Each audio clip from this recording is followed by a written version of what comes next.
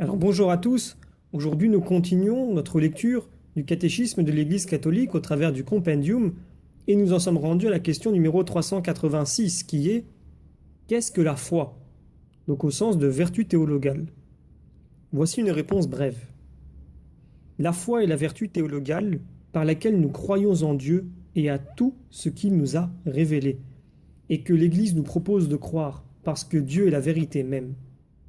Par la foi, l'homme s'en remet librement à Dieu. C'est pourquoi le croyant cherche à connaître et à faire sa volonté, car la foi agit par la charité. Galates chapitre 5, verset 6. Donc pour étayer ce propos, prenons le paragraphe 1814 à 1816 du catéchisme qui nous dit ceci. La foi est la vertu théologale par laquelle nous croyons en Dieu et à tout ce qu'il nous a dit et révélé, et que la Sainte Église nous propose à croire, parce qu'il est la vérité même. Par la foi, l'homme s'en remet tout entier librement à Dieu. C'est pourquoi le croyant cherche à connaître et à faire la volonté de Dieu.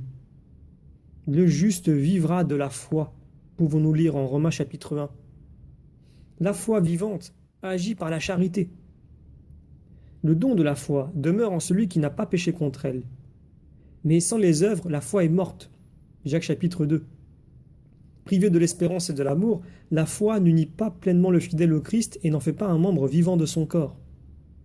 Le disciple du Christ ne doit pas seulement garder la foi et en vivre, mais encore la professer, en témoigner avec assurance et la répandre.